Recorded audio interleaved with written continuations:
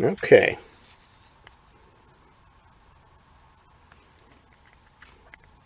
All right. So we're here talking about the new album that's coming out here. Well, first of all, let's talk about the. What have you been doing with all this downtime? Are you managing to keep busy? Oh man, this is something else, isn't it, Joe? I mean, it's hit our industry so hard right now, and everybody has just had to go crazy trying to reschedule, postpone shows, some cancel shows, and it's just something else like we've never seen before. And I just got a revised itinerary because we should have been out on the road by now, but it starts in August, and that's even sounding dodgy right now too. So we're lucky. I think me and Kelly are lucky. We finished our album Renegades at the end of 2019 in December.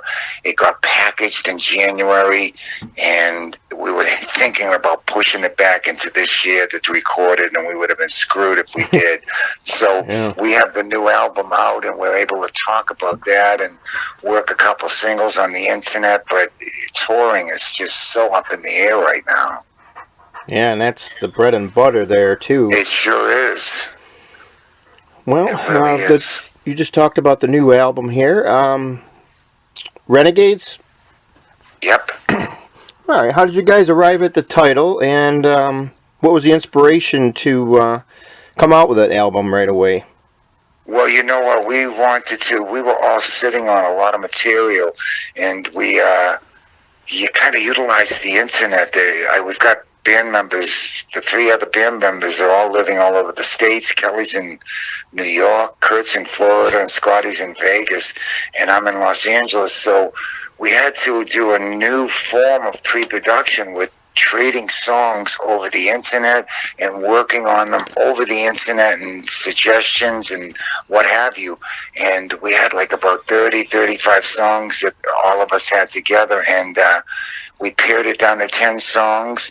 And we got the record deal from Golden Robot Records last year in like September, and I don't even think they realized that we would do it that quick. And so we went in and we did like a 2-month thing, and actually we got the record deal in August, and we used September and October as an internet pre-production, and then I set up a schedule for the band to come out here and do an old schools type of recording with a tight budget and a tight schedule.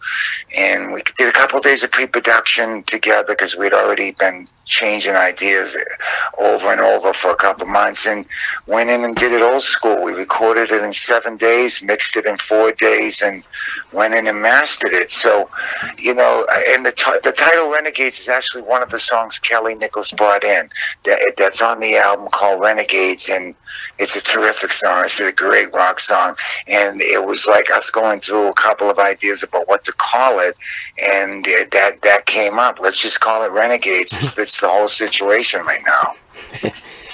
All right. Well, obviously you have a new singer in the band here. He was with you, I guess, last year when you guys did M3. How did you guys find Kurt? You know what? We were really fortunate, Joe. When Kelly and I were looking for singers, we could have ended up taking a really tough route and auditioning a lot of people, and we got turned on by Kurt from a friend of ours in Las Vegas. And before Kurt moved out to Florida, he had lived in Vegas for about 20 years, and he's one of those guys that there's a lot of them, a lot of musicians that are so talented that never got a chance to do something with an original band, and on a bigger scale. And so he was the first guy we listened to when we flew him up to LA, and we played with him, and it was like, this guy is really talented and good, and he could write songs and play great guitar. And so we were able to skirt around that whole situation of auditioning and checking people out, and he was the first guy we checked out, and he worked out great. Okay. You said you signed with Golden Robot Records. How did you get hooked up with them? After we did the M3 show, a lot of stuff started snowballing, and we got management with New Breed out here in LA, and Eric Baker and Bobby Collin, and they wanted to manage us right out of the chute with M3, and they're the ones that brought us over to Golden Robot. They got in touch with Golden Robot Records, and Golden Robots was so into the idea, and it really happened quick, and that happened through our management, New Breed. They got us the record deal with Golden Robot, and again, we didn't have to search around for a label. We were lucky enough to just jump on somebody that was totally into it, and we were fortunate on that again. Okay, well, this kind of leads us now. Have you come up with a release date for the album yet, or is that something that's still kind of up in the air at the moment? You know, we should have already been out on tour already, but we were going to release Crawl as a single and work it on the internet, because that's pretty much the only place you can work music right now. Mm-hmm. And we were going to do Crawl and in the same area where we did it in May and release it. And then we were supposed to be out on tour, and then we were going to release the album. But because of this pandemic, what we're going to do is probably release another single from the album and run it through the internet and try to promote it as much as we can, and then go out. I've got a new revised schedule in front of me to go out in August, so we're looking at maybe another single next month, and then release the full album maybe right before we go out in August. So, you know, everything's so tentative.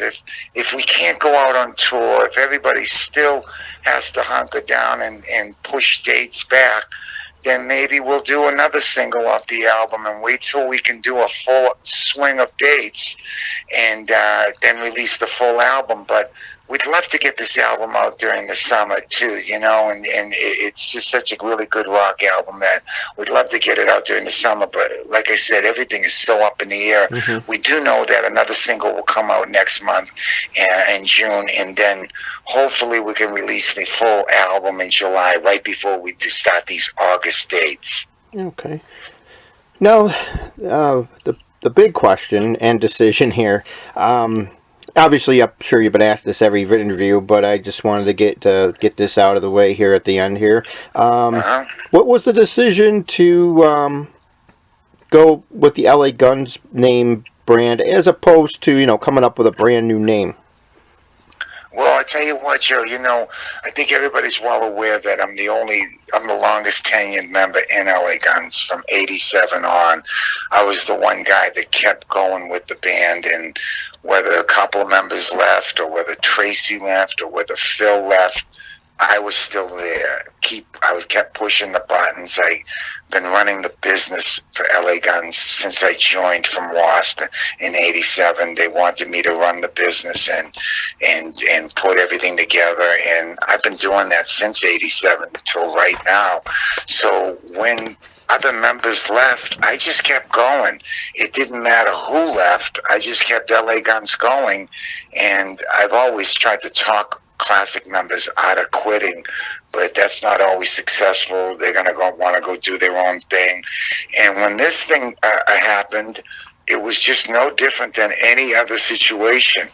I didn't stop being in LA Guns. I kept going. Even in 2017, when I hooked up with Kelly Nichols, we started putting material together and writing, and it took us a while to actually start putting the band together. You know, we wanted to make sure we had material and that we were able to move forward with maybe some fresh music. And I just never stopped being in LA Guns. So it wasn't even like a decision to say, hey, I'm going to keep the name LA Guns.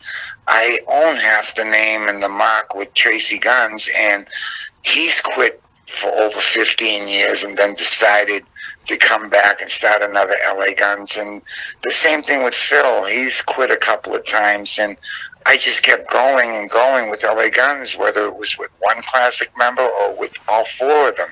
And so, when this other situation arose, I kept going. I didn't stop being in LA Guns. So there wasn't even a decision about doing that, especially after getting Kelly Nichols back with me.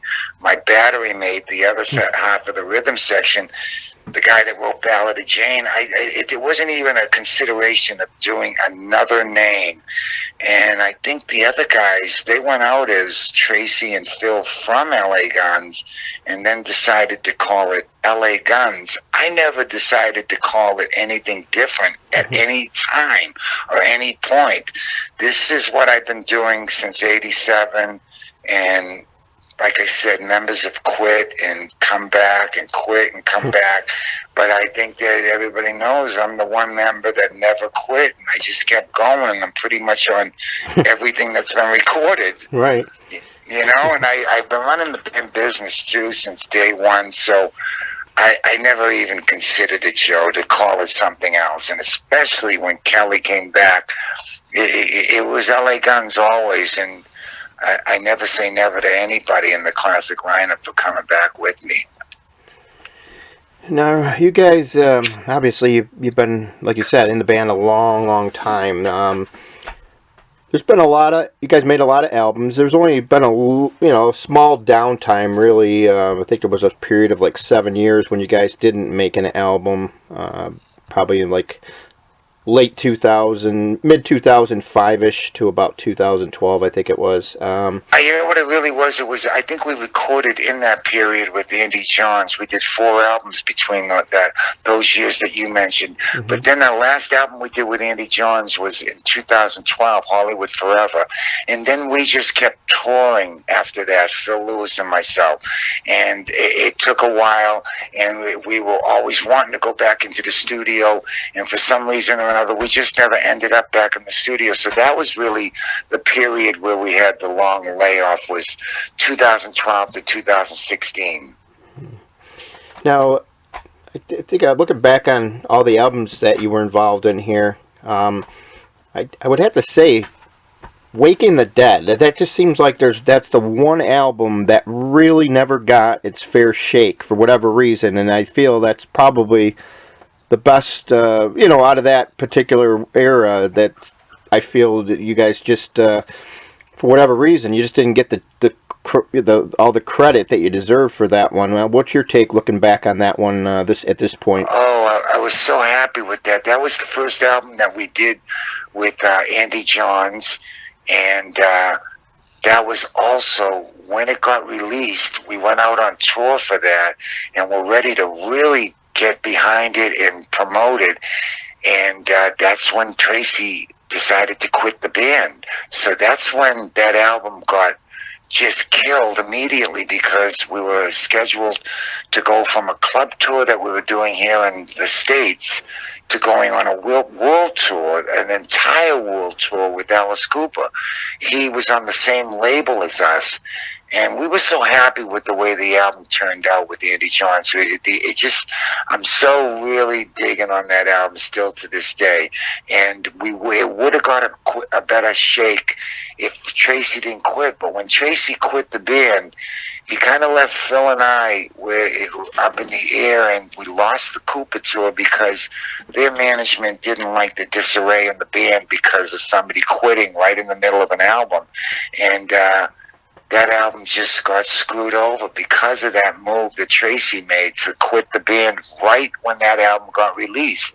And it was just an unfortunate situation, because the album would have done a lot better, because it turned out so good.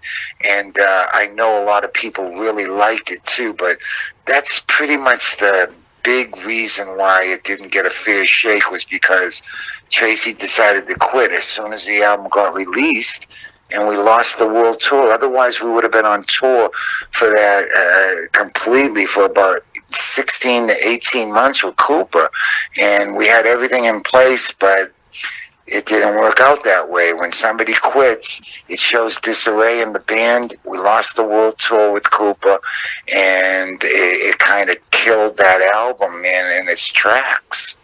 Yeah, it's a shame for sure.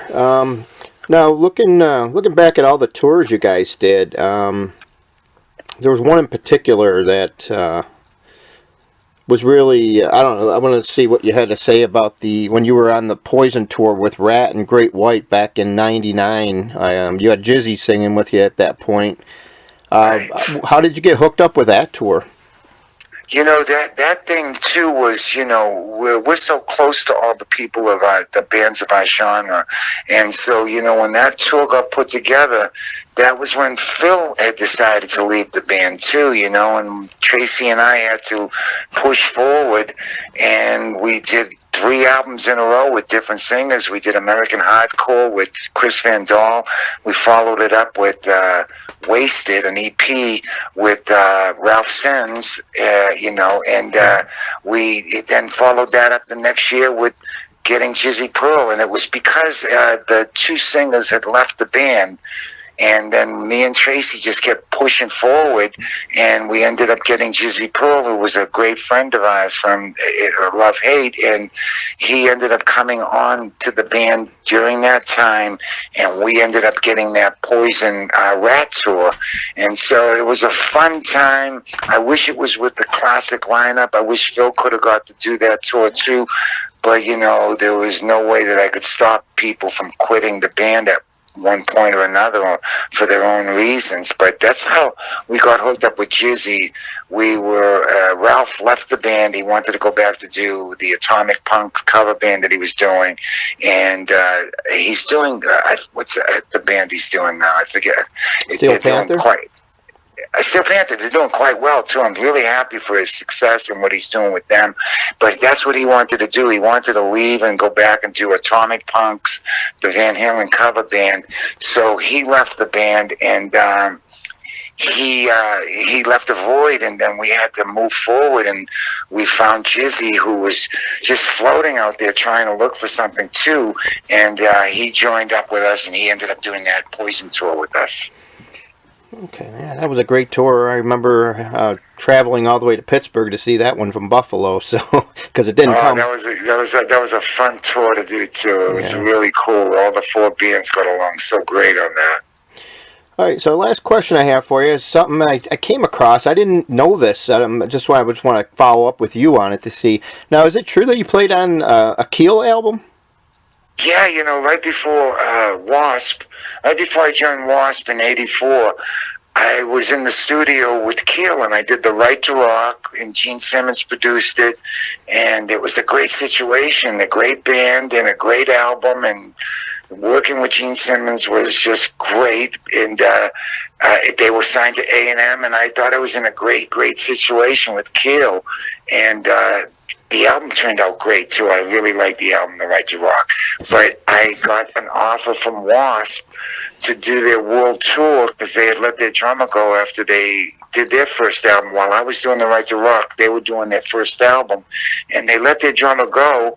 And so I had to make a hard decision to stay with Keel or to go and join Wasp. And Wasp had so much going for them at the time that I made the call and went with Wasp. I'm glad I made the call, but I'm still friends with all those Keel guys, and I really liked the way that Right to Rock album turned out, and working with Gene Simmons was a gas. Yeah, it's a good thing to, yeah, definitely. Like I said, I did not know that until I was doing some research here, so.